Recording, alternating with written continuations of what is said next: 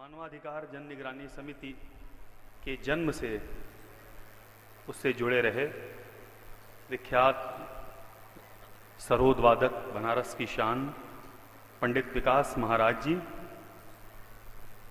जो किसी परिचय के मोहताज नहीं हैं, और उनके सुयोग्य शिष्य और पुत्र पंडित प्रभाष महाराज जी, इन दोनों को सम्मानित किया जाना है मानवाधिकार जन निगरानी समिति के एम्बेसडर्स के तौर पर। ये समिति के सांस्कृतिक दूत हैं।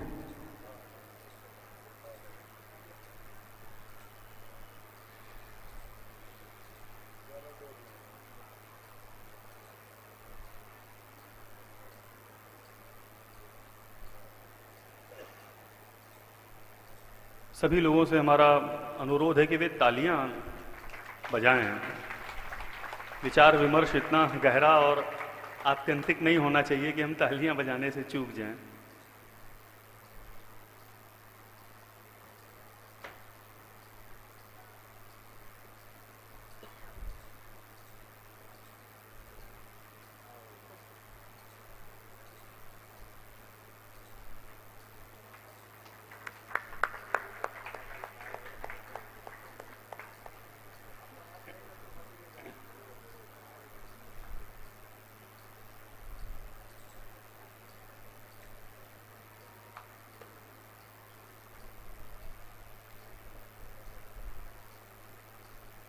अब हमारा स्वामी जी से अनुरोध है, श्री अविमुक्तेश्वरानंद जी से, कि वे विचार विमर्श के इस क्रम को आगे बढ़ाएं।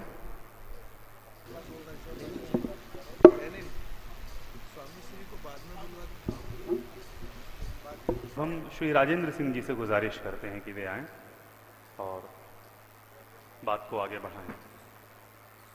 रमन मैग्सेसे अवार्ड से विभूषित और हिंदी पट्टी में पूरे देश में बल्कि पेयजल और नदी जल की समस्या से सीधे सीधे मुकाबला कर रहे हैं श्री राजेंद्र सिंह जी।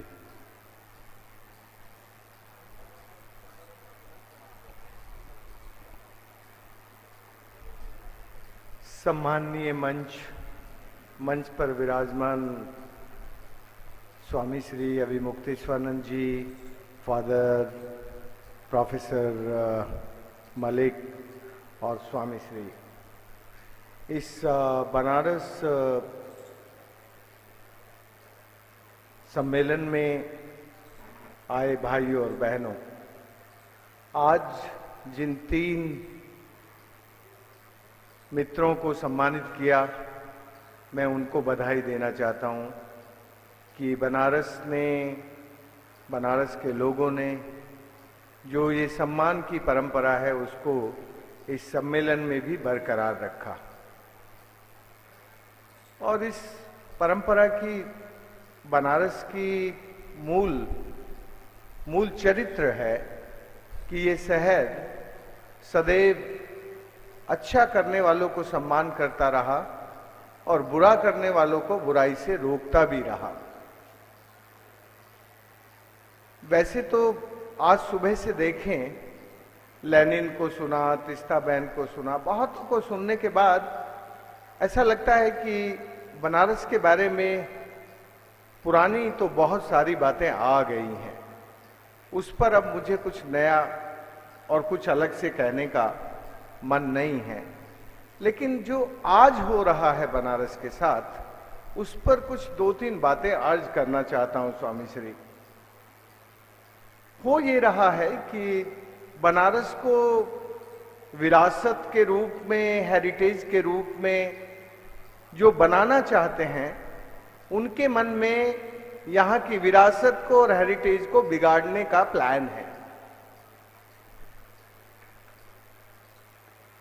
और वो यदि सचमुच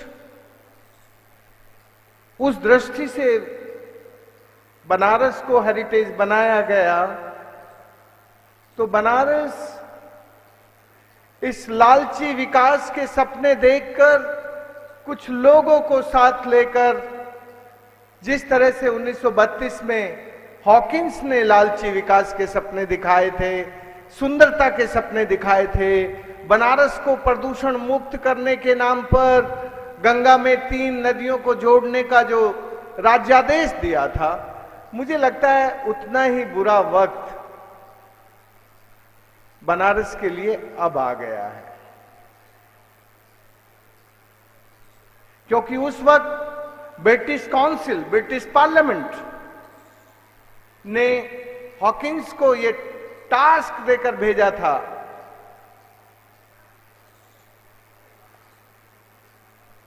अब कोई बाहर से भेजने वाला नहीं, अब खुद यहां राज्य करने वाले ही ऐसे सपने हमें दिखा रहे हैं। और दोस्तों, उनको सपने दिखाने का अधिकार हमने ही दिया है, किसी और ने नहीं दिया।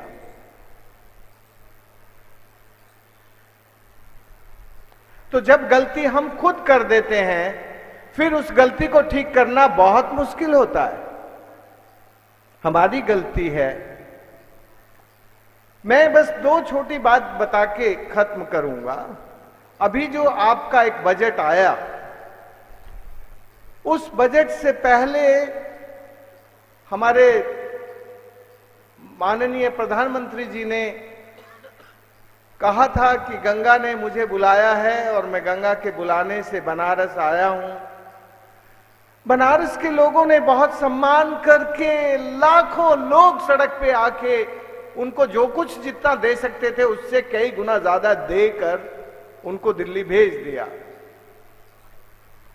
और दिल्ली में जाकर जो बजट आया, उस बजट में सबसे खतरनाक चीज जो बनारस के लिए हो सकती है, वो चीजें आई।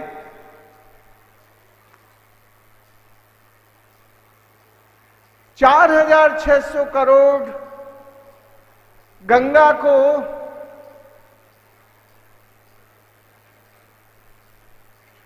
माल ढोने वाले यातायात की सड़क बनाने का काम, जिसमें 450 टन माल लेकर जाने वाले जलपोत जा सके। अभी तक गंगा जी में 100 टन के जलपोत बिना बैराज के जाते रहे हैं, लेकिन 100 टन के बैराज के बिना जाते रहे।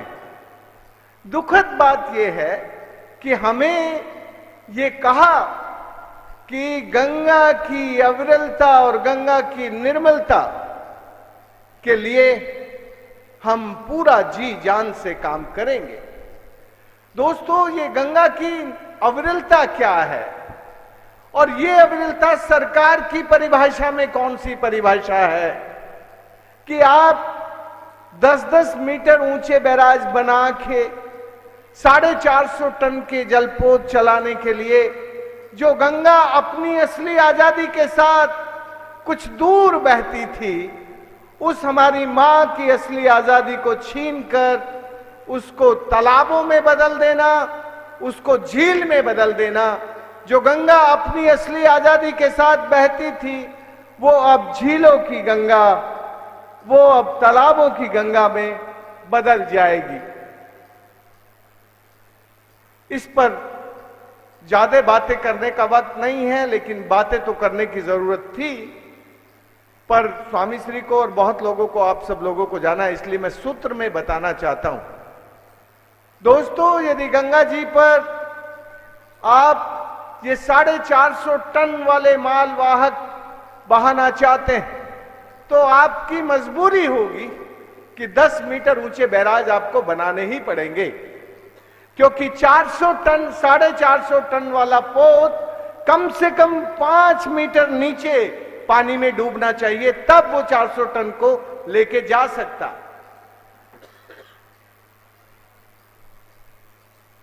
मुझे समझ में नहीं आता कि एक तरफ हम गंगा को मां कहें और दूसरी तरफ उस पर मैला ढोने वाली मालगाड़ी उसको बनाएं।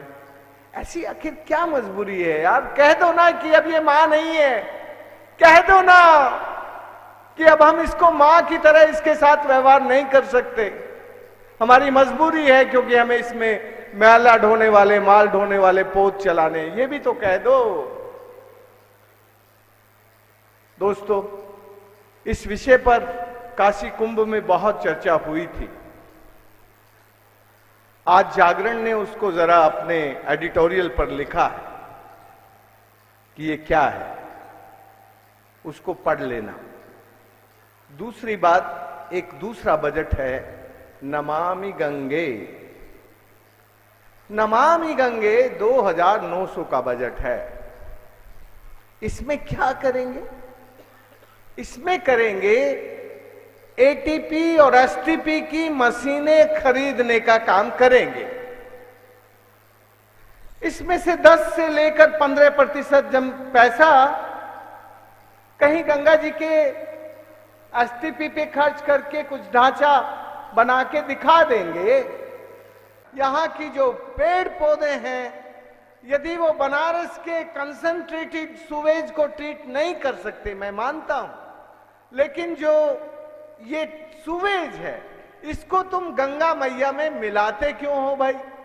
मां कहते हो, मां के पेट में हमारा मलमूत्र डालते हो और फिर उस मलमूत्र को हमें पीने के लिए मजबूर करते हो। आखिर ये ऐसा अन्याय हम क्यों सहन करते हैं?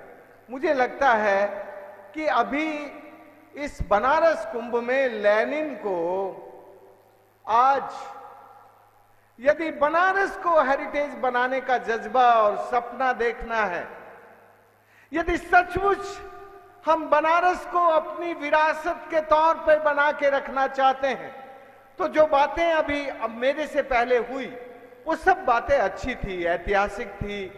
उन सब बातों को भी जोड़कर आप कुछ सपने, कुछ कल्पनाएं और उन सपनों और कल्पनाओं में कुछ रंग भर के कुछ बना सकते हो। लेकिन दोस्तों, यदि आज हमें बनारस को विरासत बनाना है, इस बनारस को सचमुच बना के रखना है, तो सबसे पहले बनाने का घमंड छोड़कर जो कुछ बनारस में अच्छा है उसको बचाने का संकल्प इस बनारस कुंभ में करना चाहिए। सबसे पहला जो अच्छा है उसको बचाएं। यहां की गरीबी, यहां का गरीब से गरीब इंसान, यहां का हिंदू, मुस्लिम, सिख, ईसाई, वो किसी भी धर्म में पैदा हुआ, लेकिन वो एक साथ मिलकर काम करने का जज्बा उसके मन में रहता है। बिना भेदभाव के वो साथ बैठ के काम कर सकता है, बराबरी में काम कर सकता है। ये जो उत्तम बात है, ये उत्तम बात भारत के संविधान में कुछ मायनों में आई है। यदि भारत के संविधान को हम देखने की कोशिश करें तो समता, सादगी, सब धर्मों की बराबरी, ये अब हम संविधान से निकाल के कुछ नया बनाने का, बनारस का नए रास्ते पर चलाने का जज्बा छोड़कर जो हमारे संविधान में कुछ अच्छा है उसको ठीक से मानते हुए, उसको ठीक से सम्मान करते हुए, और बनारस शहर में जो अच्छा है, बनारस लोगों में जो अच्छा है, उसको जोड़ते हुए आगे की कल्पना और आगे के रंग हमें भरने चाहिए। आगे के रंग भरने के लिए सबसे पहले तो मैं ये कहूंगा कि इस बनारस सम्मेलन में जो भी कुछ तय हो रहा है उसको एक ठीक से बनारस को विरासत बनाने का एक संकल्प इस सम्मेलन के आखिर से पहले कुछ निर्णय होकर हम सब लोगों को मुट्ठी बांधकर बनारस को बनारस रखने की जंग में हम सब संग में, इस संकल्प के साथ जितने लोग इस प्रांगण में हैं, यदि इन सब लोगों ने एक साथ आके इस बात को खड़ा कर दिया कि बनारस को बनारस बना के रखने की जंग में हम सब संग में, इस जज्बे के साथ यदि आज हम इस सम्मेलन में कुछ शुरुआत कर पाए और इस सरकार को दिल्ली में और लखनऊ में, दोनों में, केवल दिल्ली नहीं भाई, लखनऊ भी, दोनों जगह, और केवल लखनऊ नहीं, एक सरकार बनारस में भी है। बनारस की सरकार को, बनारस की सरकार यहां मौजूद नहीं है। बनारस की सरकार को यहां मौजूद रखना जरूरी था। मैं जानता हूं डेमोक्रेसी में हम ही सरकार होते हैं, हम सब सरकार हैं, लेकिन कुल मिला के अभी भी जो संवैधानिक व्यवस्था है, उस व्यवस्था में जो बनारस की सरकार है, उसका शिक्षण भी बहुत जरूरी है। दोस्तों, मैं अपनी बात खत्म करते हुए इतना ही कहना चाहता हूं कि बनारस गंगा के बिना नहीं है। और सारी बातों से बनारस बना है, सब समावेशी, समता, श्रमिक सम्मान, सब कुछ है। लेकिन एक चीज और है, वो है गंगा। और ये गंगा अकेली नदी है जो रियली सब धर्म सद्भावना के बीज बोती है। हिंदू जितना मानता है उससे ज्यादा इसको मुसलमान मानता है, जितना मुसलमान मानता है उससे ज्यादा सिख मानता है, सब मानते हैं। मैं तो कभी कभी उत्साह में कहता हूं कि गंगा जी तो सेकुलर रिवर है, सबकी है, सेकुलर है भाई। वो हमारी कल्चरल, रिलीजियस, सोशल सब कुछ हो सकती है, लेकिन इसके साथ साथ वो हमारी सबकी भी है, सब धर्मों की है। इसलिए सब धर्मों को समान रूप से इस नदी को बनारस के इस सम्मेलन का खास चिंतन और मंथन बनना चाहिए। यदि ये चिंतन और मंथन बनेगा तो ये जो बनारस कुंभ आज शुरू हुआ है, बनारस सम्मेलन जो शुरू हुआ है, बनारस कन्वेंशन जो शुरू हुआ है, ये कन्वेंशन हर साल और बनारस के इर्द गिर्द हर जगह हो और इसको एक चिंतन की तरह से, एक शिक्षण की तरह से बढ़ाया जाए और इस विषय पर जो भी विषय इसमें निकले हैं, इस पर पूरे समाज को जोड़ा जाए। धन्यवाद।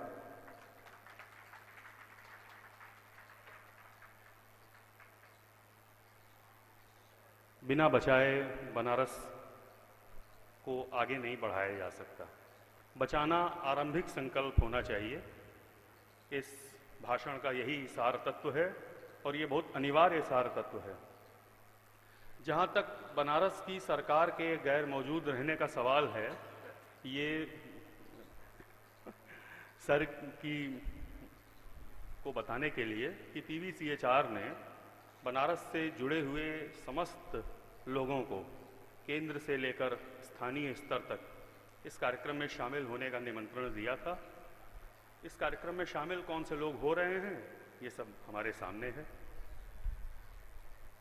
इसके पहले कि भिक्षु कीर्ति रतन को उद्बोधन के लिए हम आमंत्रित करें, हम मंच के सम्मुख बैठे 3 अपने आदरणीय अतिथियों का सम्मान करना चाहेंगे। PVCHR के साथियों से निवेदन है कि भिक्षु अशोक मित्र को माला पहनाकर उनका स्वागत करें। आगे आ जाएं हमारे दोस्त अनूप जी।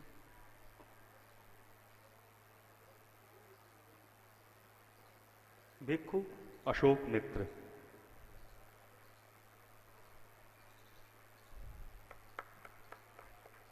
भंते शील रखित और भंते अश्वजीत।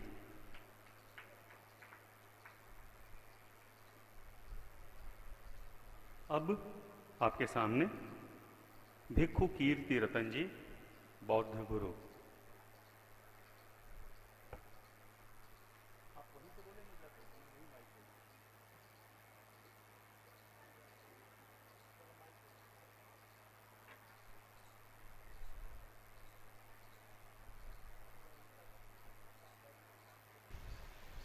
महाकारुणिक तथागत भगवान बुद्ध को नमन करते हुए मंच पर विराजमान सभी अतिथियों का स्वागत करते हुए यहाँ से जो भी हमारे उपासक उपासिकाएँ विराजमान हैं उनका हार्दिक मंगल कामना करते हुए मैं अपनी वाणी को थोड़ा सा आगे बढ़ाना चाहता हूँ। भगवान तथागत इस धरती पर जब आए इस उद्देश्य से आए कि यहाँ के नागरिक, यहाँ के लोग एक सूत्र में बंधकर, जाति पाति को छोड़कर सभी मानव जाति को एक मंच पर करके भगवान बुद्ध ने और अपना विचार व्यक्त करते हुए कहा था कि शांति तब है जब हम शांति रूप से काम करेंगे। शांति हमारे अंदर तब आएगी जब हम शांत होकर के काम करेंगे, तब हमारे अंदर शांति आएंगे। उग्रता और उदंडता के साथ अगर हम काम करेंगे तो हमारे शांति कहाँ से आएगी। इसलिए हम उस उग्रता को भंग करते हुए अपने बात को रखेंगे कि हम गंगा नदी को पवित्र तब रख सकते हैं जब हमारे अंदर शांति आ जाएगी और हम एक सूत्र में बंधकर सभी लोग बनारस के धरती पर काम करने का संकल्प लेंगे और बनारस की धरती पर काम करेंगे और बनारस को मुक्त करने का काम करेंगे। जो आज जल प्रदूषण की बात कही जा रही है कि गंगा में जो पानी है उसको तालाबों में, झीलों में बदलकर हमको पीने का पानी गंदा दिया जाएगा, इससे हमारी लड़ाई यह होगी कि हम सभी लोग एकत्र होकर के इस लड़ाई को बरकरार रखते हुए शांति के साथ, युद्ध के साथ नहीं, युद्ध के साथ नहीं, मानवता के साथ एकत्रित होकर के हम इस लड़ाई को आगे करते रहें, तब हमारी शांति हो सकती है, वरना हमारी शांति भंग हो जाएगी और हम अशांत हो जाएंगे। इसलिए आज जो ये मीटिंग बुलाई गई है, इसीलिए कि सभी लोग एक सूत्र में बंध जाएं, जाति पात को छोड़ कर के सभी मानव धर्म एक है, चाहे जिस धर्म का हो, सभी धर्म एक समान है, सभी धर्म में मानवता है, सभी धर्म में एकता है, तो हम सब मानव हैं। इसलिए हमारे मानवता का यही संदेश है कि हम बनारस की धरती को, गंगा के जल को पवित्र रखने का काम करें, तब हमारा ये बनारस बनारस होगा, काशी काशी होगी। नहीं तो ये गंदा हो जाएगा तो हमारी काशी बिगड़ जाएगी, बनारस बिगड़ जाएगा। इसलिए हम चाहते हैं कि आप सभी लोग एकत्र हो करके एक सूत्र में बंध करके और इस विरासत को बनाए रखने का काम करेंगे, तभी आपके माँ इस संदर्भ में माँ जो गंगा है, जो पवित्र बनारस है, जो पवित्र धरती है, यह पवित्र तब रह सकती है जब हम अपनी आत्मा से पवित्र होंगे और हमारे अंदर कलह की भावना दूर हो जाएगी और हम उदंडता छोड़ देंगे और कलह से दूर होकर के शांतिपूर्ण काम करेंगे, तब हम बनारस को कायम रख सकते हैं, अन्यथा नहीं। इसी के साथ हम अपनी वाणी को विराम देते हुए हम आगे अपने महानुभाव जो हमारे इस से पूज्य हैं और यहाँ उपस्थित हैं, उनको माइक दे रहा हूँ और धन्यवाद दे रहा हूँ। सभी का मंगल हो, सभी का कल्याण हो, सभी एक सूत्र में बंध करके इस काम को करने का संकल्प लें, बीड़ा लें, तभी ये काम हो सकता है।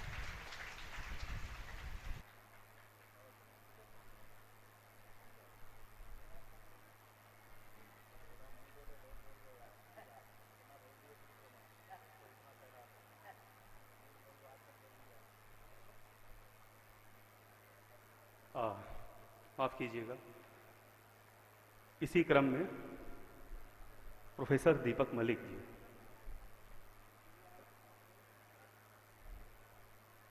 दीपक सर का अलग से कोई परिचय नहीं है, जो हमारा परिचय है वही उनका परिचय है। वे हमारे अभिभावक हैं। हमारी पूरी अभियानात्मकता, हमारे समस्त गुण दोष के।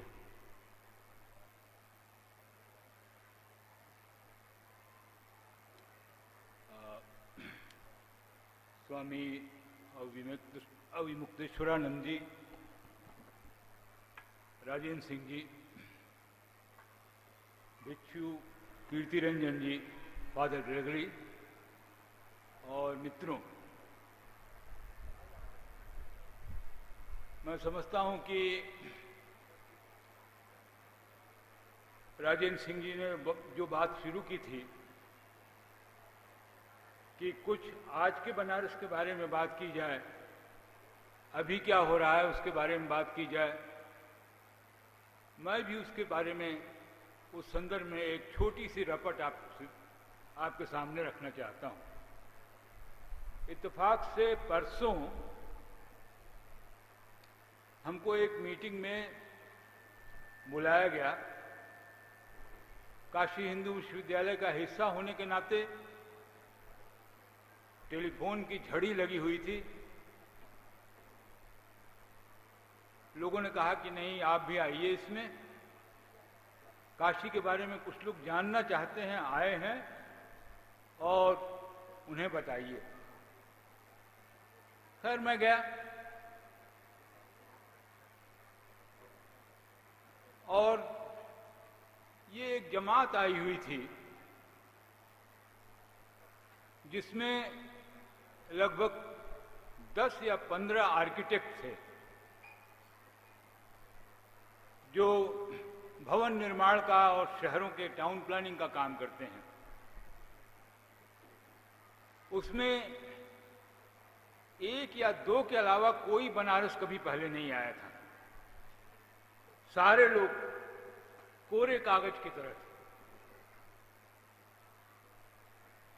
हमने कहा कि आपकी क्या राय है बनारस में? आप तो बनारस में घूम रहे हैं, देख रहे हैं, क्या लग रहा है आपको? उन्होंने कहा कि बनारस तो मृत शहर है। अंग्रेजी में बात हो रही थी तो कहा डायलैपिडेटेड मकान दिखलाई पड़ते हैं, हाउसेस, फॉसिलाइज्ड है, इसमें कोई प्राण नहीं है, निष्प्राण है। हम चाहते हैं कि इसमें प्राण भरा जाए। उनका बहुत अच्छी बात है, कैसे प्राण भरेंगे? उन्होंने कहा कि देखिए, प्राण तो भरेंगे, हम बनारस में कुछ बदलाव लाना चाहते हैं। ये एक जिसे कहते हैं एक बहुत ही डिप्रेशन में, एक विषाद में पसरा हुआ शहर है। उस शहर की तस्वीर हम बदलना चाहते हैं और इसमें एक काशी हिंदू विश्वविद्यालय भी जो है, बनारस हिंदू यूनिवर्सिटी भी है, उसकी भी कोई भूमिका नहीं बनती है। हम चाहते हैं कि यहाँ सारे नौजवान लोग लौट के आए, यहाँ पर काम करें, यहाँ काम की क्या स्थिति होगी वगैरह वगैरह। जाते जाते हमको महसूस हुआ कि ये कोई साधारण कमेटी नहीं है। जितने लोग इस पिछले दिनों जो अभियान चला था, उस अभियान में थोड़ा बहुत अखबार पर नजर डालते थे, उन सबको मालूम है कि एक बहुत बड़ी योजना 100 स्मार्ट सिटी बनाने की है, 100 नितांत आधुनिक शहर बनाने की है। इत्तेफाक से बनारस को भी एक मृत शहर मान के एक आधुनिक शहर बनाने की बाकायदे एक कमेटी आई हुई थी, अर्बन डेवलपमेंट मिनिस्ट्री से, अर्बन मिनिस्ट्री से।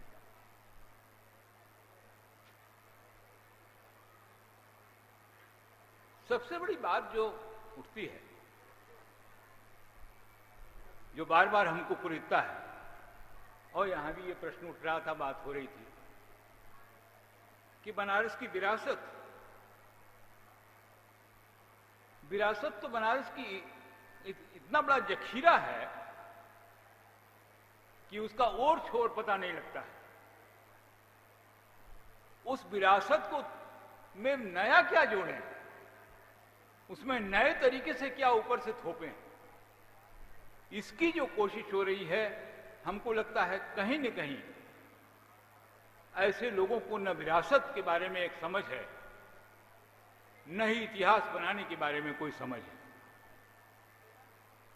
मैंने कहा कि आप एक इस पुराने शहर को, एक ऐतिहासिक शहर को बदल सकते हैं, आप बनाइए, बाहर थोड़ा बन सकता है, कुछ हो सकती है, लेकिन आप क्या, ये कौन सी बातें कर रहे हैं आप? तो ये सिलसिला कोई एक नहीं है। उन्होंने कहा 6 महीने में हमको रिपोर्ट देनी है गवर्नमेंट ऑफ इंडिया को। मेरे ख्याल से ये सिलसिला चलता रहेगा। इस शहर को तोड़कर, इस शहर को निस्तेज कर, इस शहर की जो आत्मा थी उसको समाप्त कर एक नया शहर बसाने का, इस तरह की बातें चलती रहेगी, इस तरह की कोशिशें होती। इस मायने में मैं हमारे आयोजक मंडल में जो भी हैं सब लोगों का, खास तौर से बनारस बना रहे, इस सम्मेलन के लिए बेहद शुक्रगुजार हूं कि उन्होंने ये पहल उठाया। ये एक बहुत महत्वपूर्ण पहल है उन लोगों को याद दिलाने के लिए कि भाई आप पहले बनारस को तो पहचाने, पहले इस शहर को तो जाने, इस शहर के इतिहास को जाने, इस शहर की इच्छाओं को जाने, इस शहर के लोगों को जाने। उसके बाद अगर कुछ आपके दिमाग में कुछ बन पड़े, कुछ रेखाएं अंकित हो तो कीजिए। मैं इत्तेफाक से इस दौर में करीब 1.5-2 महीना था नहीं, बहुत कम रहा हूं शहर में, लेकिन मैं पूरे तौर से अभिनंदित करना चाहता हूं इस अभियान के संयोजकों को, और जिन्होंने आज बनारस की जनता को फिर से इकट्ठा किया है यहां। मैं समझता हूं कि बनारस की विरासत बचाने की बात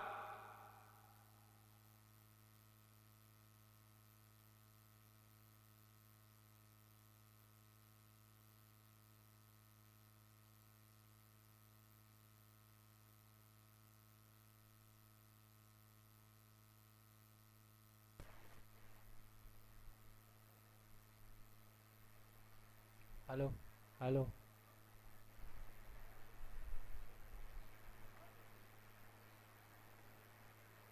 हर शहर का के बनावट और बुनावट का एक इतिहास होता है। बनारस के बारे में बहुत चर्चा हुई, लेकिन मैं अगर इसकी तुलना करूं, क्योंकि उस दिन उस बैठक में मुझे कहा गया कि बनारस में एक संभावना तो है कि यहां पर पर्यटक आ सकते हैं। मैंने कहा हाँ, निश्चित तौर से आ सकते हैं, लेकिन सिंगापुर में तो यहां से करीब करीब 70-80 गुना ज्यादा पर्यटक जाते हैं, हमारे यहां कहां। हमने कहा सिंगापुर से हमारी तुलना मत कीजिए। सिंगापुर एक छोटा सा द्वीप है और ये एक बहुत बड़ा देश है और एक बहुत बड़ी एक नगरी है जिसका एक इतिहास है। और सिंगापुर एक ट्रेडिंग सेंटर है, व्यापार का केंद्र है। कृपया सिंगापुर से हमारी तुलना मत कीजिए। हम व्यापार के, मैं जानता हूं बनारस के इतिहास में व्यापार, बनारस भी व्यापार का केंद्र रहा है एक जमाने में, लेकिन आज उतना बड़ा व्यापार का केंद्र नहीं है। आज छोटे मोटे व्यापार की मंडी जरूर है ये, लेकिन अब व्यापार का केंद्र नहीं रहा। जितने भी शहर बने हैं दुनिया में, हिंदुस्तान में, सबका इतिहास है। कलकत्ता, बंबई, मद्रास, तीनों शहर ईस्ट इंडिया कंपनी द्वारा बसाए गए थे। उसके पहले उनका कोई वजूद नहीं था, छोटे मोटे गांव थे। ज्यादा से ज्यादा उम्र 250 से लेकर 300 साल की है इन शहरों की। और ये इसलिए बसाए गए थे कि समुद्र के किनारे हैं, ईस्ट इंडिया कंपनी को यहां से सामान ले जाना है, व्यापार करना है, इसलिए बनाए गए थे। हिंदुस्तान का पुराना बंदरगाही शहर जो रहा है एक लंबे दौर से, वो सूरत रहा है। बंबई नहीं था, मद्रास नहीं था, कलकत्ता नहीं था। ढाका एक जमाने में, मध्य युग में, पूरे यूरोप के सबसे बड़े शहर लंदन की अपेक्षा करीब करीब 1.5 गुना ज्यादा बड़ा शहर था, क्योंकि हस्तशिल्प से लेके एक केंद्र बनने के कारण और एक जनसंख्या का बढ़ाव के कारण और उपजाऊ जमीन के कारण एक बड़ा शहर बन गया था। तो शहरों के निर्माण का एक अलग इतिहास है। लंदन अगर शहर बना बड़ा तो 3 वजहों से बना। उसका सबसे आखिरी कड़ी साम्राज्य है। अगर साम्राज्य नहीं होता तो लंदन नहीं बनता। सिस्टर निवेदिता ने जब विवेकानंद अमेरिका से लौटते हुए लंदन आए तो सिस्टर निवेदिता उस समय नई नई उनकी शिष्या बन रही थी। तो उन्होंने प्रश्न किया विवेकानंद से कि स्वामी जी, आपको लंदन क्या अच्छा नहीं लगता? कितना शानदार है। स्वामी जी ने जवाब दिया, हाँ मुझे दिखलाई तो पड़ता है, बहुत शानदार शहर है, लेकिन इस शहर के हर बिल्डिंग पे लगता है कुछ खून के धब्बे भी हैं।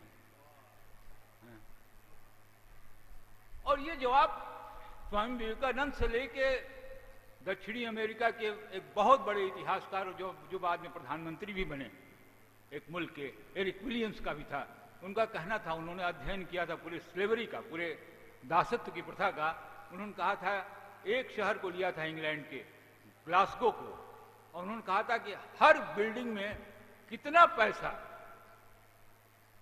एक दास की पूरी जिंदगी के और सैकड़ों दासों का लगा हुआ है, उसमें एक पैसा भी, उसमें शायद एक बिल्डिंग बनने में ज्यादा से ज्यादा 5% कंट्रीब्यूशन, 5% जो देन था वह एक अंग्रेज उसके मालिक का होता था, 95% दास का।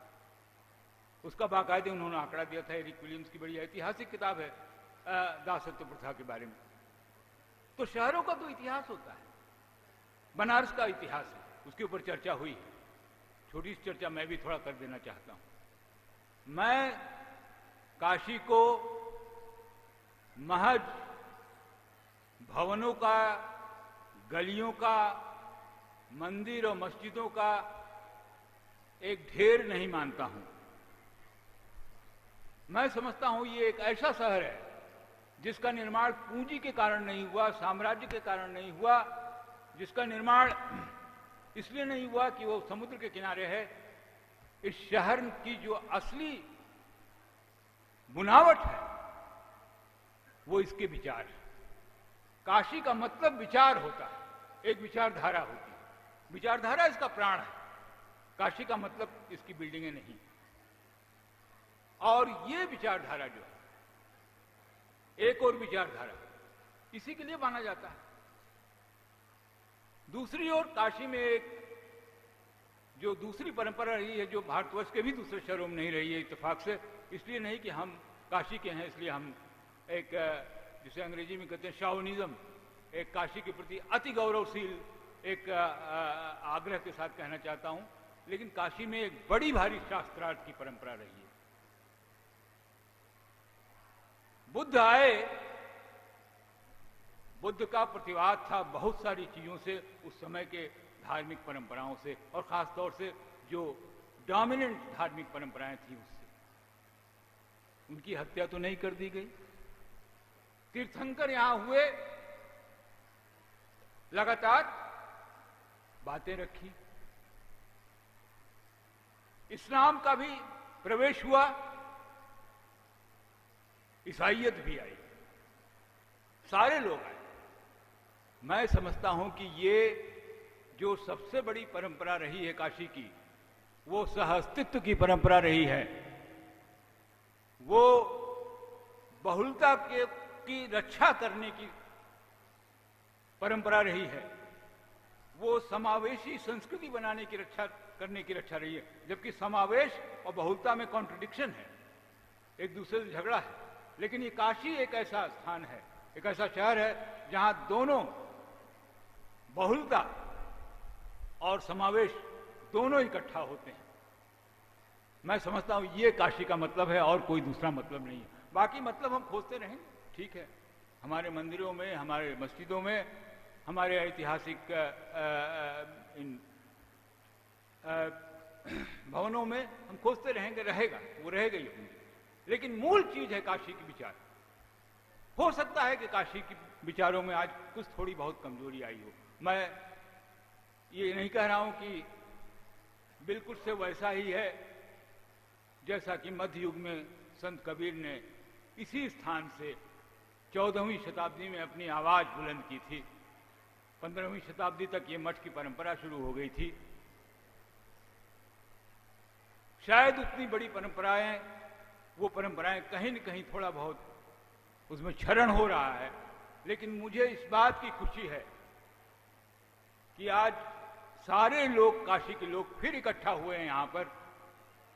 जो परंपरा का एक जिस विरासत की एक मजबूती रही है, जो हमारी एक निरंतरता रही है, जिसको हमने कभी छोड़ा ही नहीं, जिससे हमारी पहचान होती है, उसको लेकर आज फिर यहां सम्मिलित हुए, आज फिर हम यहां पर बातचीत कर रहे हैं।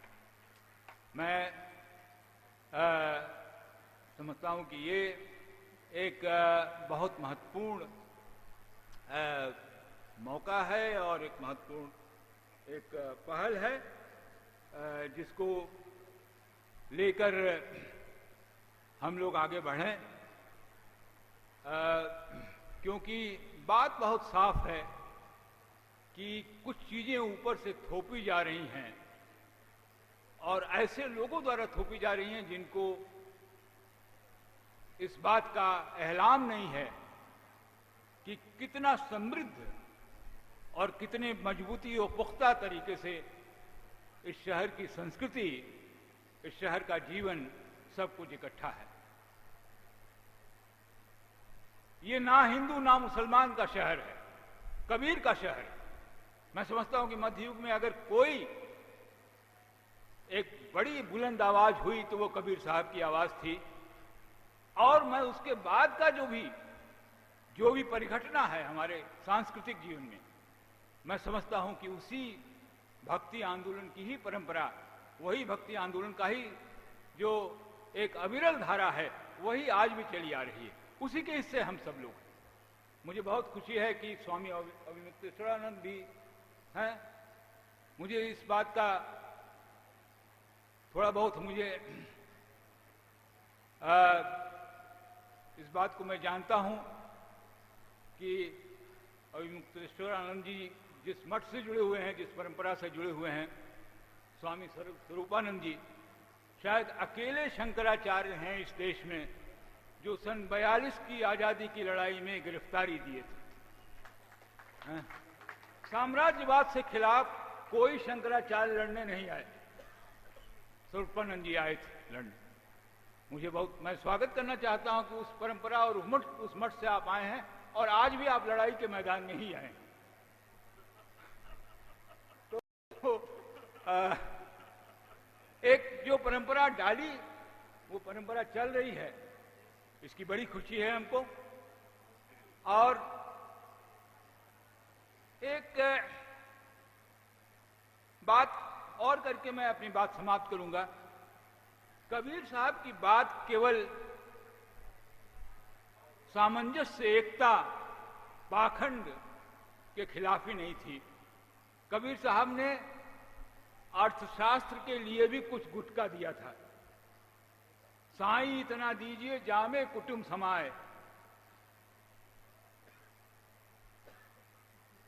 ये जो पूरी धारणा है हमारी समाजवाद के बारे में, इत्तेफाक से पश्चिम का समाजवाद हम यहां लागू नहीं कर सकते हैं, लेकिन कबीर साहब की जो कथा थी, कबीर साहब का जो कथन था कि जितना जो कुछ है हमारे पास, साधारण सा जो कुछ भी है, रूखा सूखा रोटी, उसको हम बांट कर खाएं, उसको हम जीने का वो करें, हम भी खाएं और हमारे समाज में जो लोग हमारे समाज के लिए काम कर रहे हैं, साधु न भूखा जाए, उसको भी हम उसमें हिस्सा दे पाएं। इसकी यही हमारे यहाँ धारणा है। ये अर्थशास्त्र है। वो अर्थशास्त्र तो आज दिखलाई नहीं पड़ रहा है, वो अर्थशास्त्र तो कहीं नहीं दिखलाई पड़ रहा है। कोशिश हो रही है दुनिया के पैमाने पर एक ऐसे अर्थशास्त्र की बनाने की जिस अर्थशास्त्र पर बाकायदे प्रश्न चिन्ह बहुत बुरी तरह से सब जगह इकट्ठा हो रहे हैं। स्वयं अंतर्राष्ट्रीय मुद्रा कोष, स्वयं वर्ल्ड बैंक, विश्व बैंक और एक बड़ी फहरिस्त है अमेरिका में खुद अर्थशास्त्रियों की जिन्होंने नोबेल प्राइज भी लिया है। ऐसे लोगों ने, सारे लोगों ने आज की तारीख में हिंदुस्तान में जिस तरह से आर्थिक संदर्भों में बातचीत की जा रही है, नए पूंजी तंत्र को बनाने की बात की जा रही है, सब लोगों ने संदेह व्यक्त किया है और कहा है कि ये रास्ता बहुत खतरनाक रहा, इस रास्ते में बहुत ज्यादा आगे अब नहीं बढ़ सकते हम सारे लोग, लेकिन उसी रास्ते पे हम चल रहे। तो हम तो समझते हैं कि एक खास तौर से इस पवित्र स्थान में, मैं तो काशी की शुरुआत कबीर के इस मठ से ही देखता हूं, यही काशी है। इस मठ से, इस मठ की बड़ी भारी परंपरा रही है आजादी की लड़ाई में। कौन नहीं आया यहां? यही महात्मा गांधी, अमौल सारी का वृक्ष अभी भी है, इसी के नीचे महात्मा गांधी आए थे। महंत राम विलास दास जी ने शायद 105 या 135 रुपए का एक छोटा सा कलेक्शन किया था हरिजन फंड के लिए, यही दिया था। जवाहरलाल नेहरू न जाने कितनी बार उस जगह पे, तकिया पे जहां हम लोग कहीं कहीं बैठते हैं, कभी कभी उस बरामदे में, उसमें न जाने कितनी बार बैठ चुके हैं। कौन नहीं आया इस मठ में? इस मठ की बड़ी भारी भूमिका रही है। और मैं कहता हूं इसीलिए कि हमारी काशी की शुरुआत, हमारी काशी का अगर कोई अस्तित्व और आयाम कहीं बनता है तो इस मठ से, इस जगह से, इस पवित्र भूमि से बनता है। और आगे आने वाले दिनों के लिए, इस शहर को बचाने के लिए, हमारी भारतीय संस्कृति को बचाने के लिए, हमारी जो संस्कृति में आज तक की विविधता रही है उसको बचाने के लिए, हमारी संस्कृति में जो समावेशी तत्व रहे हैं उसको बचाने के लिए, हमारी संस्कृति की जो एक बहुआयामी स्वरूप रहा है, एक भविष्यमुखी स्वरूप रहा है, उसको बचाने के लिए ये मंच है, ये जगह है। आज से जो बात शुरू हो रही है, मैं चाहता हूं कि ये आगे बढ़े, और जितना आगे बढ़े उतना ही हम हमारे देश, हमारी संस्कृति, हमारे जीवन, हमारे समाज के लिए एक रास्ता दिखा पाएंगे, एक नया रास्ता खोज पाएंगे। थोड़ा सा अंधेरा जरूर है अभी, लेकिन उस अंधेरे में ये रास्ता खोजा गया है, मुझे बहुत खुशी है। लेकिन एक बात मैं कह के जाना चाहता हूं कि इसमें बात कोई, किसी भी एक बड़े अभियान में आप उस बात को भी जोड़िए जो आम आदमी के जिंदगी को खलल देती है। आज जिस कदर महंगाई बढ़ रही है, जिस कदर महंगाई बढ़ रही है, उस पर भी आपको थोड़ा सा नजर रखना पड़ेगा। तब आपका ये जो मुहिम है वो एक बहुत बड़ा मुहिम होगा, एक केवल डायलॉग या एक इंटरेक्शन का नहीं, बल्कि एक जन उभार के रूप में बनेगा। धन्यवाद।